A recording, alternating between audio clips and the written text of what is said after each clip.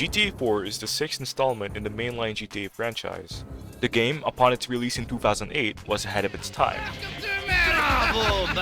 setting a new standard for the open-world action genre and laying the foundation for GTA 5, also marking it as the first HD game for the franchise. The main game still holds up today, and in my honest opinion, the best GTA storyline Rockstar ever produced.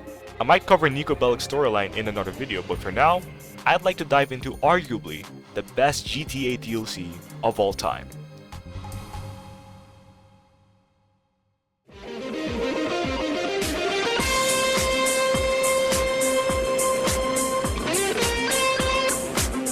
The story kicks off from the mission 3-Leaf Clover, or the bank robbery mission for the main game. But instead of seeing it from the perspective of Niko Bellic and the McCrearys, you see it from Luis Lopez, who is among the hostages held by the aforementioned crew. Shots get exchanged and eventually, Luis gets out, accompanied by the game's iconic intro montage. Soon, the game introduces you to Tony Prince, the narcissistic and self-loathing owner of both the Maisonette 9 and Hercules nightclubs in Liberty City. Luis Lopez acts as Tony's right-hand man, doing tasks like driving him around, being his bodyguard, his business partner, and his best friend.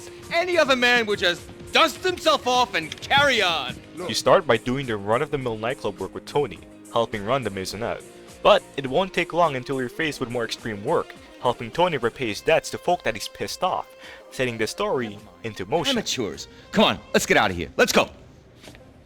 Aside from Tony Prince, you meet a diverse array of characters such as Armando and Enrique, who are Luis's childhood friends, among other supporting characters. But my personal favorite is the one and only Yusuf Amir, who I think is one of the best GTA characters of all time. I'm the real deal. Compared to both GTA 4's main story and The Lost and Damned, the Ballad of Gay Tony shifts the tone and vibe of Liberty City dramatically, going for a more colorful, optimistic atmosphere, which perfectly fits the DLC's narrative and tone. As you progress through the story, you get presented with new weapons that will aid you in your missions. And these new toys are the 44 pistol / automatic, Dirty Harry's other 44 caliber hand cannon, the Gold SMG / Gold Uzi gifted to you by Yusuf Amir, the Assault SMG / P90 which comes with a suppressor, the Auto Shotgun / AA12 which can be equipped with explosive rounds, the Advanced MG / M249 SAW, the first LMG in GTA's HD universe, the Advanced Sniper / DSR-1, a high caliber bullpup sniper rifle, and the Sticky Bomb, a first for an HD GTA title, along with new vehicles like the Buzzard Attack Chopper, Super Drop Diamond, second generation Shafter, and many more. The story is short for a GTA title, but it doesn't mean that it's bad. In fact, here is a quick, crappy summary. In an effort to repay Tony's debts, he and Luis arrange a deal in Chinatown, but that arrangement goes south and devolves into a violent shootout, with the pair escaping right after. Luis then acquaints himself with Yusuf Amir, stealing military-grade hardware, a subway car, and even preventing Yusuf's capture on the top of Rotterdam Tower. After the incident in Chinatown, Tony and Luis turn to a $2 million diamond deal at the docks, but even that goes wrong. The Lost MC ambushes them, killing Tony's boyfriend Evan in the exchange and swiping the diamonds. After losing the diamonds, Tony sends Luis to settle his debt with Maury Kibitz, through triathlons, wild cop chases, and odd jobs. Luis would eventually clear the tab. Once settling the debt with Maury, Luis and Tony meet Ray Bulgarin and his associate Timmer at the Maisonette, discussing some work to aid in keeping the nightclubs running. Under Bulgarin's order, Luis takes down some corrupt government agents and acquires the local hockey team. Gracie Ancelotti, an acquaintance of Tony and Luis, gets kidnapped by Niko Bellic. The Ancelotti family blames the pair's failed diamond deal for Gracie's abduction. Tony gets word that the diamonds are exchanging hands in a deal, deploying Luis to retrieve them. At the site where the exchange is going down, all three protagonists in GTA 4 meet one another in this crucial plot point, with the diamonds ending up with Luis by the end of the mission. Bulgarin hears of this and plans an ambush to take out Luis, stating that the diamonds belong to him. Luis, of course, escapes. Tony and Luis soon get Gracie back under orders from the Ancelotti family, trading the diamonds in order to get her back from her abductors. Unexpectedly, Bulgarin's men ambush the ongoing exchange, with the diamonds ultimately ending up in the dump truck. Amidst all the chaos, the city shuts down Tony's nightclubs. Luis meets up with Rocco and Vince, and they explain to Luis that he must take out Tony, or else the Ancelottis and the Russians will team up and kill him, Tony, and everyone they know. Luis goes to the Maisonette and contemplates whether to actually kill Tony. He kills Vince instead, and Rocco escapes. The Russians arrive at the club, and shots are exchanged between them and the protagonists. Soon after that, Luis would then ambush a heroin exchange being conducted by the Russians, resulting in Timur getting killed, but not before giving up information that Bulgarin was fleeing the city by plane. Luis ultimately kills Bulgarin mid-flight with prior help from Yusuf Amir and his chopper. Luis, Tony, and Yusuf meet up at the park, and the story ends. What's up, my nick? Between doing the story missions, you could take part in new activities that are exclusive to the Ballad of Gay Tony.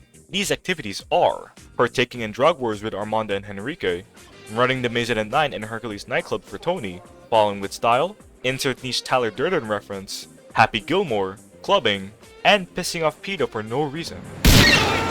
Oh, and unlike the main game and The Lost and Damned, you have the option to replay missions if you so choose, also implementing the scoring mechanic that can be found in GTA 5. The story missions ramp up in fun factor and chaos as you progress through the story. These missions are also varied when it comes to what you're tasked with doing, from shooting your way out of Chinatown, humbling cage fighters, committing domestic terrorism, or decommissioning a yacht with a buzzard. The Ballad of Gay Tony's missions are some of the most entertaining in GTA 4. I hope they don't pick up your connect, bro. He knows my name. Playing the Ballad of Gay Tony is a slightly different experience in terms of what you're working towards. You're basically a badass errand boy for a very influential man in Liberty City's nightlife, fighting day and night to keep the nightclubs afloat, and all while looking out for your loved ones. Luis Lopez as a character has so much charm about him. He's willing to go the extra mile, even if it means risking his life just to support his friends and family, proving his loyalty to those he cares about.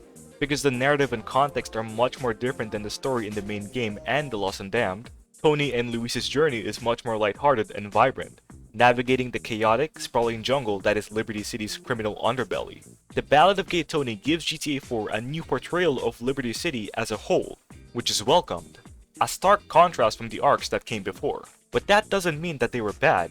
In fact, all three stories are an absolute masterclass in their own way. To sum it up, this GTA 4 DLC is considered to be the best in the franchise, not counting GTA Online. And honestly, I could see why. The Ballad of Gay Tony offers a new spin on GTA 4's core gameplay with its livelier atmosphere and emphasis on the Liberty City nightlife, with some of the new features introduced in this DLC finding their way into GTA 5. So if you've enjoyed the base game playing as Nico, trying out The Lost and Damned and the Ballad of Gay Tony are an absolute must, as they add more to the game and bring more life and perspectives to GTA 4's world. Thank you so much for watching until the end of the video. I hope I covered what the Ballad of Gay Tony has to offer and gave this amazing DLC the justice it truly deserves. Please note, I recorded the footage for this video on the episodes of Liberty City version of GTA 4 with Fusion Fix and the animated weapons mod installed. Also, playing on this version of GTA 4 doesn't include the DLC's blissful pause menu music for some odd reason, but that can be restored with mods. The tutorials to install these mods will be linked in the pinned comment. I also want to thank those who watched the previous video. That video reached 94,000 views as of recording. Thank you guys so much. And finally, to those who subscribed, welcome to the channel and thank you for your support. But to those who aren't subscribed yet, please consider liking the video and subscribing. I plan to create more content like this in the future and maybe post other types of content besides video essays. I know it's tiring to hear creators say that, but it truly helps out a small creator like me and gives me the motivation to make better videos. Thanks again and see you next time.